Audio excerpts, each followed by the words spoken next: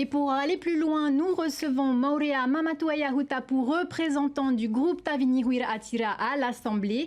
Yorana Maurea, merci d'être avec nous ce soir. Yorana Vemiti, Yorana TNTV, merci pour l'invitation. Yorana également à tous nos téléspectateurs et j'adresse mes sincères condoléances à la famille nouvellement endeuillée avec ce drame que tu as évoqué tantôt. Et je pensais aussi pour cette personne qui malheureusement provoqué cet accident. Alors le Tavini a voté contre les textes présentés par le gouvernement ce jeudi à Taraheuil, le dispositif Tamametei et l'aide au paiement des loyers, des mesures sociales attendues par la population. Pourquoi le Tavini a dit non?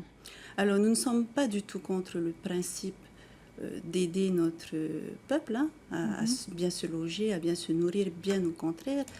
Mais ce que nous avons dénoncé lors de notre deuxième séance, c'est que ces dispositifs sont incomplets. Oui, ils sont flous, inégalitaires et coûteux, pour reprendre vos mots. Exactement, exactement. Pour parler du Tamametei, par exemple, bien sûr que l'on veut soutenir la souveraineté alimentaire, ça c'est un principe fondamental du Tavini.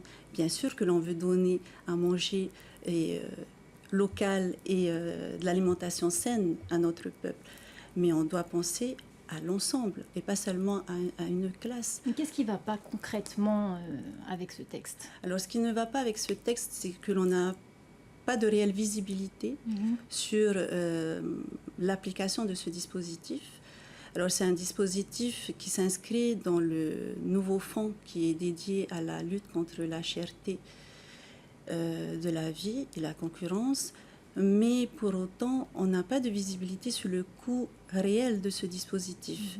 Le fonds, le budget alloué à ce fonds est de 922 millions, près d'1 milliard. Sauf que ce dispositif ne s'inscrit pas encore dans ce fonds. On ne sait pas à l'heure actuelle combien ce dispositif va coûter. Or, si l'on veut répondre à une demande, qu'elle soit pour la classe moyenne ou pour d'autres classes, mais d'abord pour les ménages, les foyers à revenus très très très modestes, si l'on veut répondre à une demande, il faut d'abord que la production soit structurée et organisée. Or, ce dispositif... Il arrive un peu tôt, selon vous? Tôt, peut-être, mais en tout cas, il est incomplet. Il est incomplet. Il faut d'abord structurer l'offre avant de pouvoir répondre à une demande, quelle qu'elle soit. Alors, Moitei Broderson disait que vous étiez pourtant d'accord en commission et que vous avez changé de position après la session. Est-ce le cas?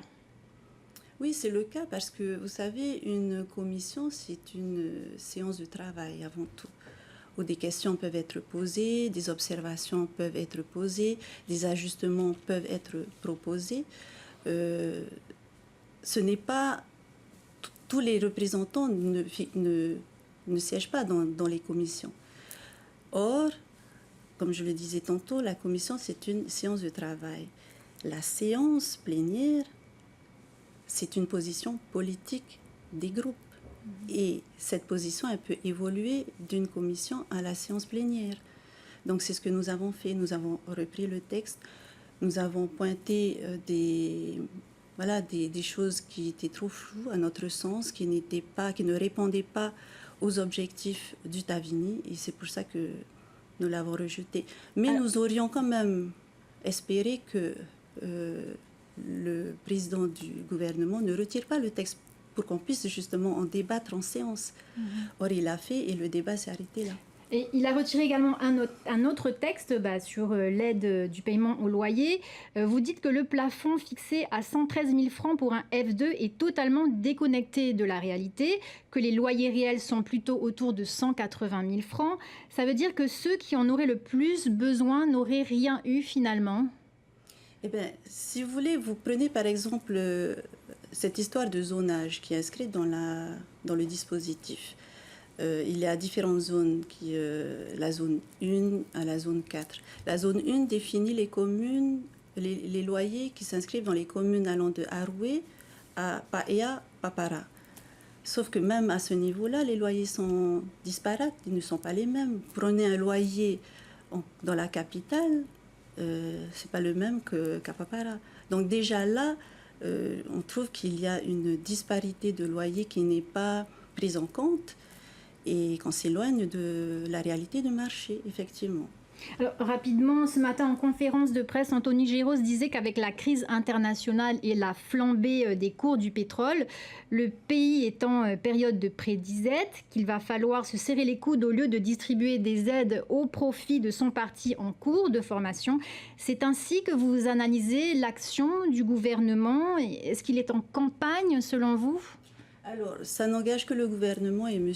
Moïté Broderson, qu'ils soient en campagne ou pas. Je ne commenterai pas cette position. En revanche, oui, vous prenez les deux dispositifs dont on vient de parler.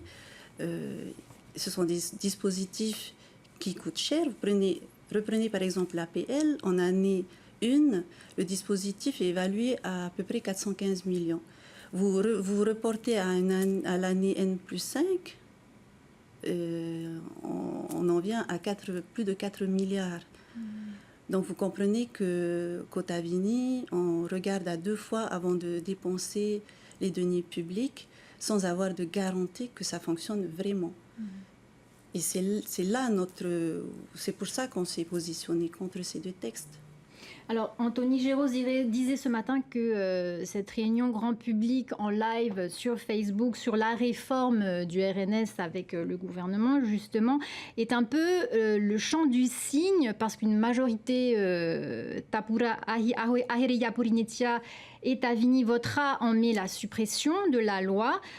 C'était inévitable selon vous. Est-ce qu'il faut supprimer cette réforme ? Alors, pas la supprimer, mais la revoir.